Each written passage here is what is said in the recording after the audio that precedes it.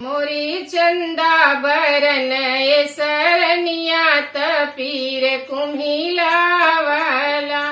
मोरे चंदा बरन ये सरनिया पीर कुम्हिलावथा। कह तू त मोरी धना सासू के बोलाई देई। कह तू त मोरी धना सासू के बोलाई देई। राजाओ नहूँ मने नाही भावथी।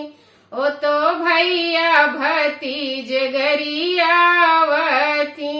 मोरे चंदा बरन ये सरनिया पीर कुम्हिलावथा। कह तू त मोरी धना भाभी के बोलाई देई। कह तू त मोरी धना भाभी के बोलाई देई। राजाओ नहूँ मने नाही भावथी। ओ तो पिसुआ में पानी मिलावथी। राजाओ नहूँ मने नाही भावथी।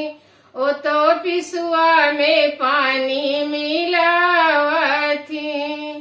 कह तू त मोरी धना बहिनी के बोलाई देई। कह तू त मोरी धना बहिनी के बोलाई देई। राजाओ नहूँ मने नाही भावथी। ओ तो दरे दरे ने गवई बढ़ावथी। मोर चंदा बरन ये सरनिया पीर कुम्हिलावथा।